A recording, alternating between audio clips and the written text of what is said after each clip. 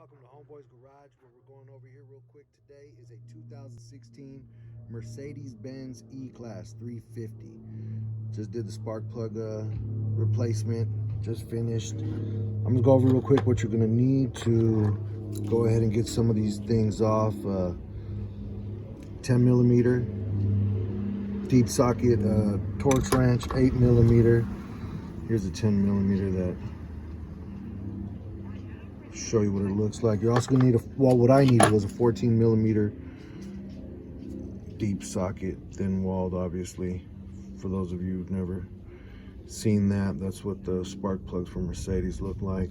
Well, for my Mercedes at least. I also needed a T27 bit, also a T20 bit. First off, you had to, let me show you a couple things right here. The ECU obviously has to come out. Well, it's not obvious if you never did it and you're looking up a video. That was right here. The ECU pulls straight out. You might have to give it a little pull, but another thing right here on the driver's side, second spark plug, I took this little bracket out. It comes off. That's the best way. That's the only way actually to get to the spark plug. When you pull out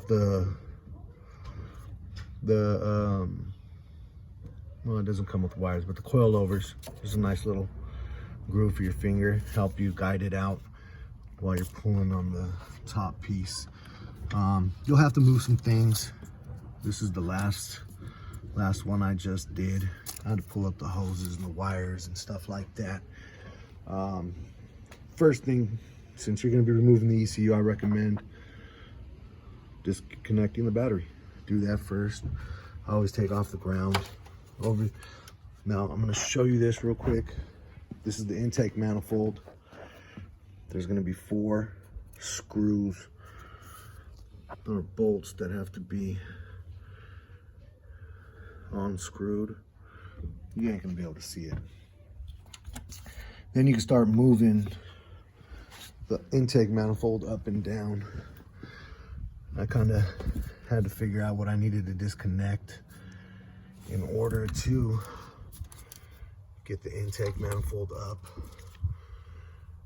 So that's 4, 5, 6. You probably got like 6 connectors. 1, 2, 3, 4 or 5 hoses. You know, now another thing that I want to tell you about real quick, there's 2 screws that can come out right here. 2 hoses from the intake manifold. Now this one right here, mine's yellow and black. You'll see that. It's yellow and black. That's this one right here. That's this one right here. The best way for me to get to it was disconnect everything, leave this connected obviously, and I lifted up the intake manifold, kind of tilted it at an angle, and got to it from there. So that's it. I'm gonna put everything back together the way I did. The air filter, box is just 2 screws. 2 screws right here. You'll see you'll pinch this, slide it out. It's nothing bad. You know, I mean, time consuming, yes, but you can get it done. That's it.